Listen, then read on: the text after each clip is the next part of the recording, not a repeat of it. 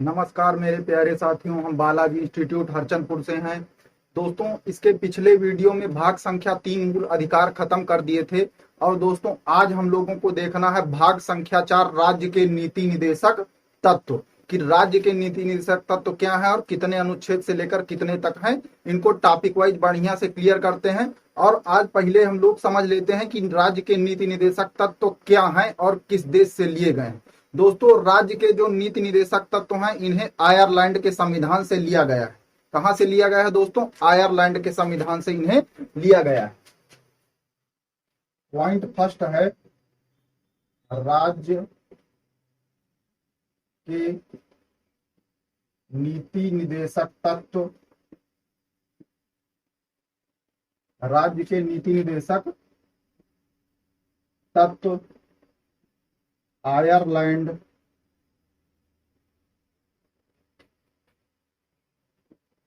के संविधान से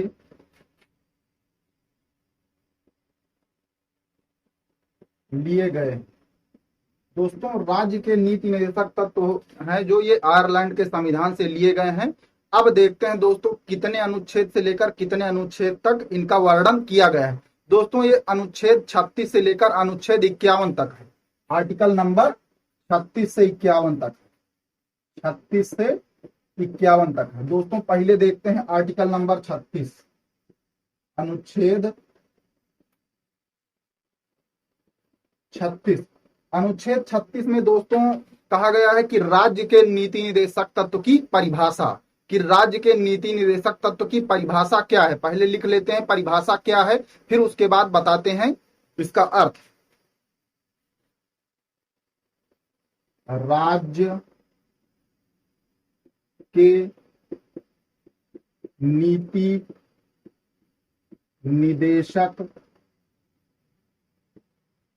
तत्व की परिभाषा। राज्य के नीति निदेशक तत्व की परिभाषा दोस्तों आर्टिकल नंबर 36 में वर्णित की गई। दोस्तों, राज्य के नीति निदेशक तत्व की परिभाषा ये है कि राज्य के नीति निदेशक तत्व जो है वह कल्याणकारी योजना है। नीति निदेशक तत्व वह कल्याणकारी योजना है जिसे संविधान प्रत्येक राज्य को प्रत्येक नागरिक को देने के लिए निर्देशित करता है, जिससे कि समाज को सामाजिक और आर्थिक रूप से सम किया जा सके। समाज को सामाजिक और आर्थिक रूप से सम किया जा सके, यानी बराबर किया जा सके। दोस्तों, पहले परिभाषा लिख लेते हैं, फिर इसके बाद बढ़िया एकदम विधिवत बताते हैं कि ये क्या है राज्य के नीति निदेशक तत्व। परिभाषा।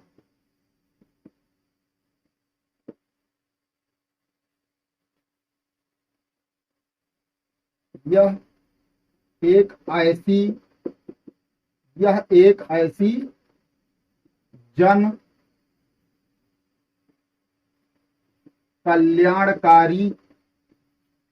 कल्याणकारी योजना है। यह एक ऐसी जन कल्याणकारी योजना है जिसे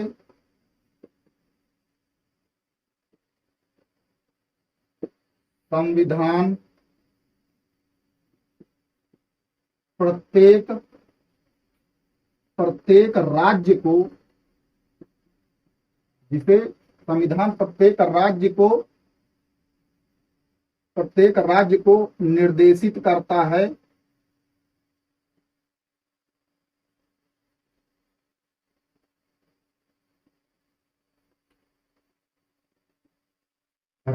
यह एक ऐसी जन कल्याणकारी योजना है जिसे संविधान प्रत्येक राज्य को निर्देशित करता है कि प्रत्येक नागरिक को दी जाए, प्रत्येक नागरिक को दी जाए, जिससे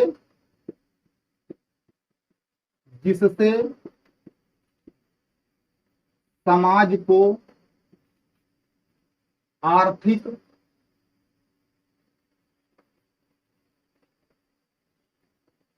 और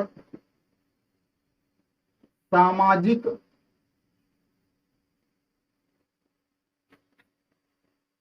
रूप से बराबर किया जा सके, बराबर किया जा सके। दोस्तों आर्टिकल नंबर 36 में राज्य के नीति निदेशक तत्व की परिभाषा है और इसमें कहा गया है कि यह एक ऐसी जन कल्याणकारी योजना है जिसे संविधान प्रत्येक राज्य को निर्देशित करता है कि प्रत्येक नागरिक को दी जाए, जिससे समाज को आर्थिक और सामाजिक रूप से बराबर किया जा सके। दोस्तों राज्य के नीति निदेशक तत्व जो हैं इनको संविधान निर्देशित करता है प्रत्येक राज्य को प्रत्येक नागरिक को देने के लिए। दोस्तों मूल अधिकार में भी राज्य का मतलब हम बताए थे प्रत्येक वह विभाग जो अपने नियम कानून बना ले उसे राज्य कहते हैं। जैसे केंद्र सरकार एक राज्य है, राज्य सरकार एक खुद में राज्य है, रेलवे विभाग एक खुद में राज्य है, आर्मी एक खुद में राज्य है।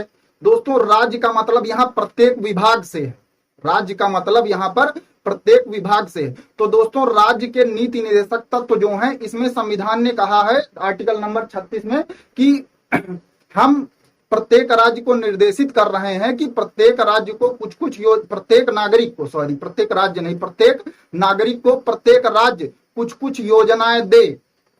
योजनाएं दे जिससे कि समाज को आर्थिक और सामाजिक रूप से बराबर किया जा सके। दोस्तों जैसे राज्य सरकार क्या करती है, विधवा पेंशन देती है, वृद्धा पेंशन देती है, सरकारी आवास देती है, केंद्र सरकार भी सरकारी आवास देती है।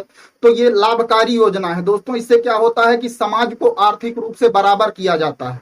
जो कोई पात्र होता है जिसका घर कच्चा होता है उसे सरकारी आवास दिया जाता है, जो जिसके घर में कोई कमाने वाला नहीं होता, वृद्ध हो जाता है, उसे वृद्धा पेंशन दी जाती है, जो महिलाएं विधवा हो जाती हैं उन्हें कुछ उचित राशि हर 6 महीने पे प्रदान की जाती है, ये विधवा पेंशन हो गई। ये क्या है सब दोस्तों, राज्य के नीति निदेशक तत्व हैं, ये राज्य के नीति निदेशक तत्व हैं। और इसके बाद दोस्तों तुरंत बाद आर्टिकल नंबर 37 में कहा गया है कि यह न्यायालय द्वारा प्रवर्तनीय नहीं है। कहने का मतलब है कि संविधान निर्देशित कर रहा है, संविधान निर्देशित कर रहा है प्रत्येक राज्य को कि प्रत्येक नागरिक को सुविधाएं दी जाएं, लेकिन उस राज्य के पास यदि बजट नहीं है, उस राज्य के पास यदि बजट नहीं है तो वह न्यायालय द्वारा बाध्य नहीं होगा। मूल अधिकार की तरह दोस्तों इसमें नहीं होगा कि वृद्धा पेंशन बंद कर दिया तो कोर्ट पहुंच गए, विधवा पेंशन बंद हो गई तो कोर्ट पहुंच गए, किसी को सरकारी आवास नहीं मिला, कॉलोनी नहीं मिली तो कोर्ट पहुंच गए। तो दोस्तों इसीलिए आर्टिकल नंबर 37 में कह दिया गया है कि यह न्यायालय द्वारा प्रवर्तनीय नहीं है, यानी कि राज्य के जो नीति निदेशक तत्व हैं इनका हनन होने पर आप कोर्ट नहीं जा सकते, अर्थात यह कोर्ट द्वारा बाध्य नहीं है। दोस्तों बोर्ड काफी भर गया है, इसका स्क्रीनशॉट ले लीजिए। इसके बाद आगे आर्टिकल नंबर 37 बयान करते हैं।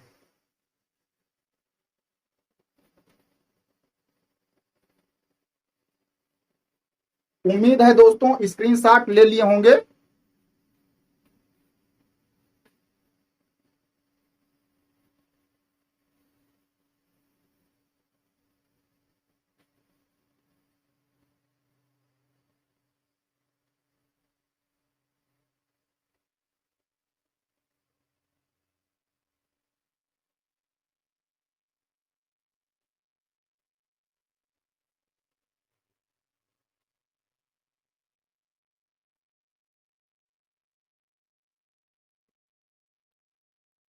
अनुच्छेद 37 दोस्तों, अनुच्छेद 37 में कहा गया है यह न्यायालय द्वारा प्रवर्तनीय नहीं है, यह न्यायालय द्वारा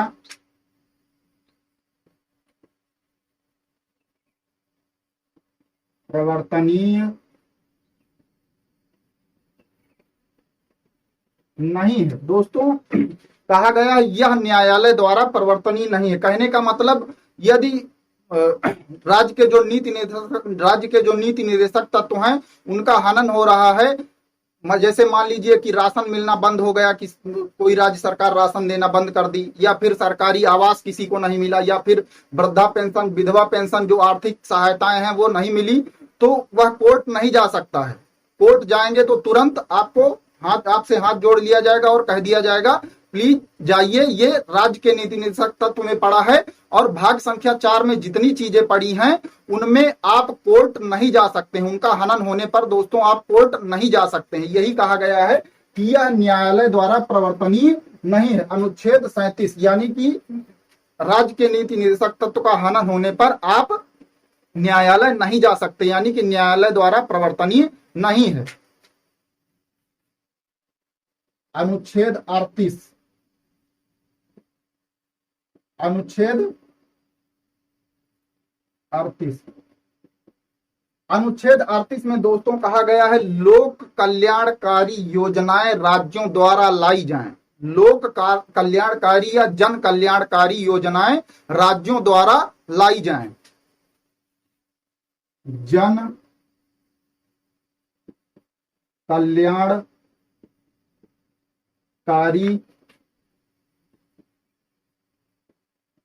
योजनाएं राज्यों द्वारा लाई जाएं। दोस्तों आर्टिकल नंबर 38 में कहा गया है कि जन कल्याणकारी योजनाएं राज्यों द्वारा लाई जाएं। दोस्तों कहने का मतलब यह है कि संविधान प्रत्येक राज्य को निर्देशित कर रहा है, राज्य सरकार को भी संविधान निर्देशित कर रहा है, केंद्र सरकार को भी संविधान निर्देशित कर रहा है, और प्रत्येक विभाग को संविधान निर्देशित कर रहा है कि लोक कल्याणकारी योजनाएं लाई जाएं। दोस्तों लोक कल्याणकारी योजनाओं में जैसे बहुत सारी योजनाएं हो गई, राज्य सरकार बहुत सारी योजनाएं लाती है, केंद्र सरकार बहुत सारी योजनाएं लाती हैं, तो वही क्या है, लोक कल्याणकारी योजनाएं। लेकिन दोस्तों कोर्ट द्वारा इन्फोर्समेंट नहीं है किसी राज्य पर, कोर्ट द्वारा इन्फोर्समेंट नहीं है किसी राज्य पर कि नहीं तुमको ये करना ही पड़ेगा। उस राज्य के पास बजट होगा तो वह लोक कल्याणकारी या जन कल्याणकारी योजना लाएगा और नागरिकों को लाभ देगा, और अगर उसके पास बजट नहीं है, आर्थिक स्थिति उसकी ठीक नहीं है, तो वह योजनाएं नहीं लाएगा। दोस्तों यही आर्टिकल नंबर 38 में कहा गया जन कल्याणकारी योजनाएं राज्यों द्वारा लाई जाएं। दोस्तों इसके बाद देखते हैं अनुच्छेद 39। दोस्तों अनुच्छेद 39 में कहा गया है समान पद के लिए पुरुष एवं स्त्री को समान वेतन दिया जाए। समान पद के लिए मेल और फीमेल को समान वेतन दिया जाए। समान पद के लिए पुरुष एवं स्त्री को समान वेतन दिया जाए। दोस्तों आर्टिकल नंबर 39 में कहा गया है कि समान पद के लिए पुरुष एवं स्त्री को समान वेतन दिया जाए। कहने का मतलब यह है कि जैसे कोई भी सरकारी पद है, या कोई भी सरकारी पद है वो अधिकारी का हो या फिर कर्मचारी का हो, उससे मतलब नहीं है। यदि दरोगा है मान लो महिला कोई, और उसको 40,000 रुपए सैलरी मिल रही है, और पुरुष भी दरोगा है, तो पुरुष को 50,000 नहीं मिलेगी, पुरुष को भी 40,000 सैलरी मिलेगी, क्योंकि दोनों का समान पद है। तो समान पद के हिसाब से पुरुष और स्त्री को वेतन दिया जाए। आर्टिकल नंबर 39 में कहा गया है समान पद के लिए पुरुष एवं स्त्री को समान वेतन दिया जाए। दोस्तों अनुच्छेद 39 का क्या देखते हैं। अनुच्छेद 39 का अनुच्छेद 39 का जो है दोस्तों, इसमें कहा गया है निःशुल्क विधिक सहायता। निःशुल्क विधिक सहायता पहले लिख लेते हैं फिर एक्सप्लेन करते हैं।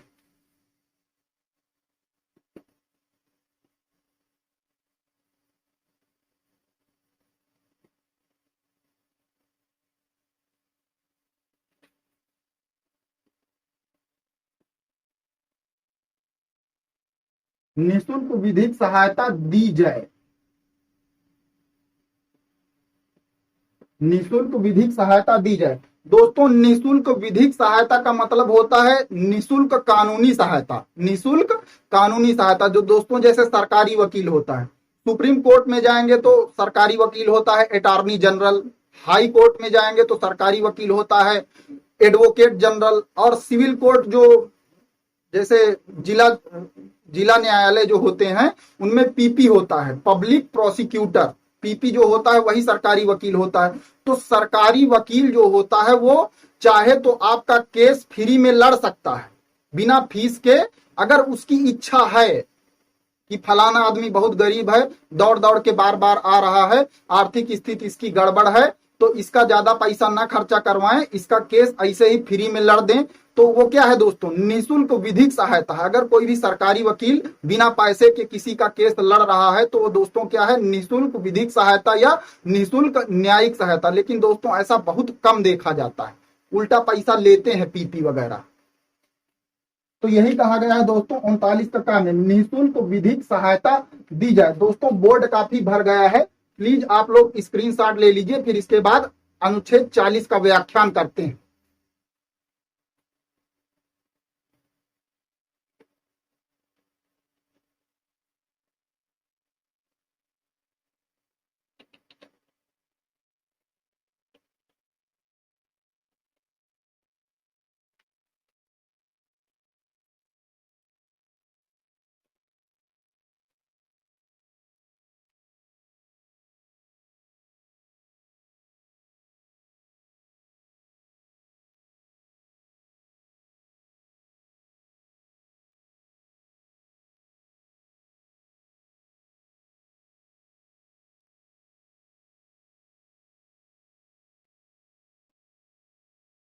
अनुच्छेद 40 में दोस्तों ग्राम पंचायती व्यवस्था को रखा गया है। अनुच्छेद 40 में पंचायती राज व्यवस्था या ग्राम पंचायत को रखा गया है।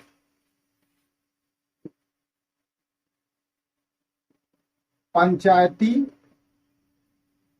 राज व्यवस्था। दोस्तों अनुच्छेद 40 में पंचायती राज व्यवस्था को रखा गया। दोस्तों जब अपने देश का संविधान बन रहा था तो उस समय क्या हुआ था कि गांधी जी कह रहे थे कि पंचायती राज व्यवस्था लाई जाए, और बाबा साहब यानी अंबेडकर साहब कह रहे थे कि पंचायती राज व्यवस्था को लाना ठीक नहीं है, इससे क्या होगा करप्शन बहुत ज्यादा बढ़ जाएगा, लूटपाट बहुत हो जाएगी। लेकिन गांधी जी का कहना था कि भारत के अधिकतर लोग ग्रामीण हैं और ग्रामीणों का कोई एक कैंडिडेट होना चाहिए, कोई एक प्रतिनिधि होना चाहिए जो उनकी बातों को ऊपर तक पहुंचा सके।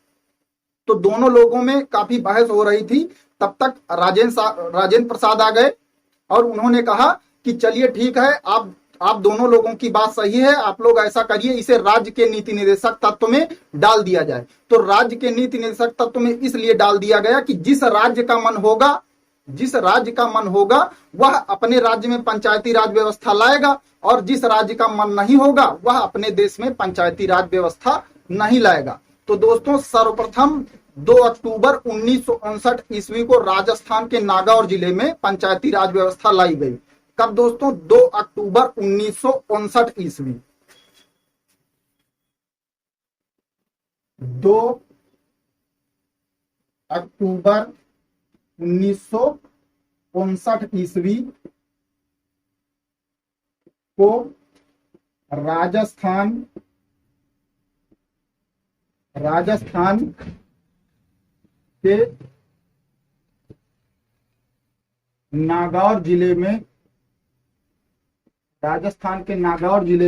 के नागौर जिले में पंचायती राज व्यवस्था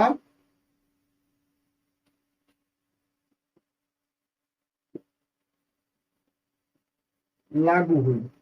दोस्तों जब 2 अक्टूबर 1959 ईस्वी को राजस्थान के नागौर जिले में पंचायती राज व्यवस्था लागू हो गई, तो वहां पर मुखिया का चुनाव होने लगा, वहां पर प्रधान का चुनाव होने लगा। और दोस्तों जब प्रधान का चुनाव होने लगा तो वहां के जो राजस्थान के गांव थे, ग्रामीण क्षेत्र था राजस्थान का, वहां पर बहुत ज्यादा विकास देखने को मिला, बहुत अधिक विकास होने लगा।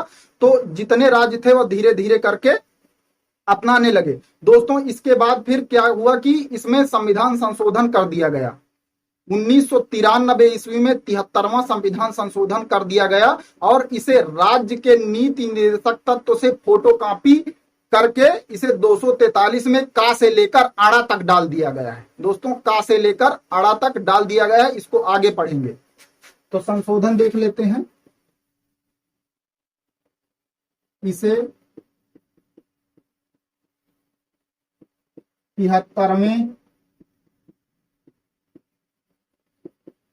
संविधान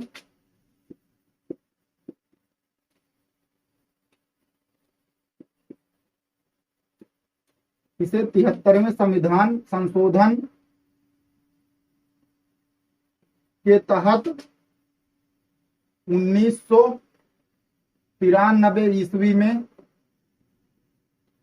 243 में का से लेकर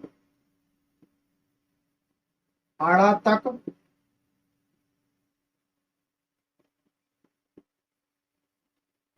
डाल दिया गया। का से लेकर आड़ा तक डाल दिया गया। तो दोस्तों ये है अनुच्छेद 40 पंचायती राज व्यवस्था। दोस्तों इस बोर्ड काफी भर गया है, प्लीज आप लोग स्क्रीनशॉट ले लीजिए। फिर इसके बाद आर्टिकल नंबर 41 बताते हैं, फिर 42 बताते हैं।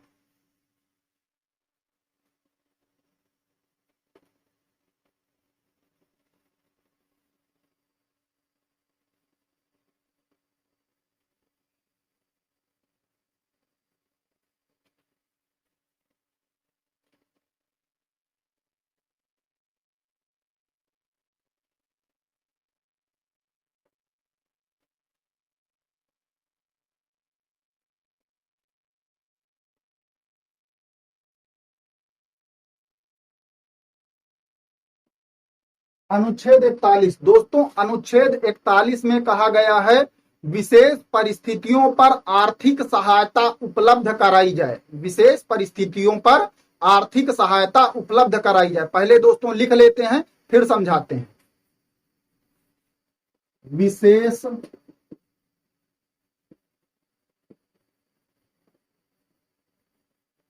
परिस्थितियों पर आर्थिक सहायता उपलब्ध कराई जाए। विशेष परिस्थितियों पर आर्थिक सहायता उपलब्ध कराई जाए। दोस्तों विशेष परिस्थितियों पर आर्थिक सहायता उपलब्ध कराने का सीधा मतलब है कि यदि कोई वृद्ध है, तो ये उसकी एक विशेष परिस्थिति है। यदि कोई वृद्ध है तो ये उसकी एक विशेष परिस्थिति है, तो उसे कुछ कुछ आर्थिक सहायता उपलब्ध कराई जाए। तो दोस्तों वृद्धा पेंशन, यदि कोई विधवा है, उसका पति मर गया है, उसका पति नहीं है, तो उसे भी कुछ कुछ आर्थिक सहायता उपलब्ध कराई जाए। किसी का आर्थिक स्तर बहुत ही कम है, वो अपना घर नहीं बनवा पा रहा है, उसका घर कच्चा है, तो उसको सरकारी आवास दिया जाए, ये भी एक आर्थिक सहायता है विशेष परिस्थिति पर। तो दोस्तों यही है आर्टिकल नंबर 41 की, विशेष परिस्थितियों पर आर्थिक सहायता उपलब्ध कराई जाए। तो कुछ उदाहरण लिख देते हैं, जैसे विधवा पेंशन, विधवा पेंशन, वृद्धा पेंशन, सरकारी आवास,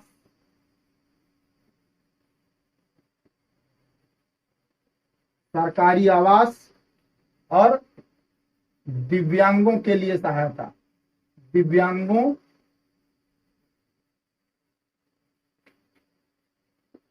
के लिए सहायता। दोस्तों यही है आर्टिकल नंबर 41 की, विशेष परिस्थितियों पर आर्थिक सहायता उपलब्ध कराई जाए। जो विशेष परिस्थिति के आधार पर गरीब हैं उनको आर्थिक मदद करके कुछ कुछ बढ़ाया जा सके। इसके बाद दोस्तों देखते हैं आर्टिकल नंबर 42।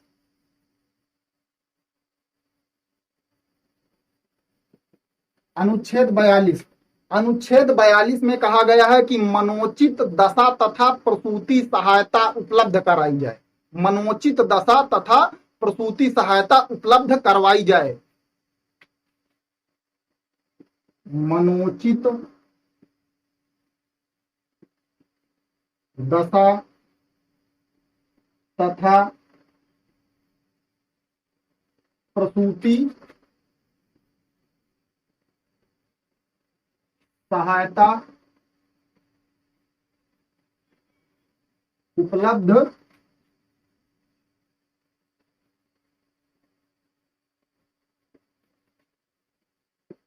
कराई जाए।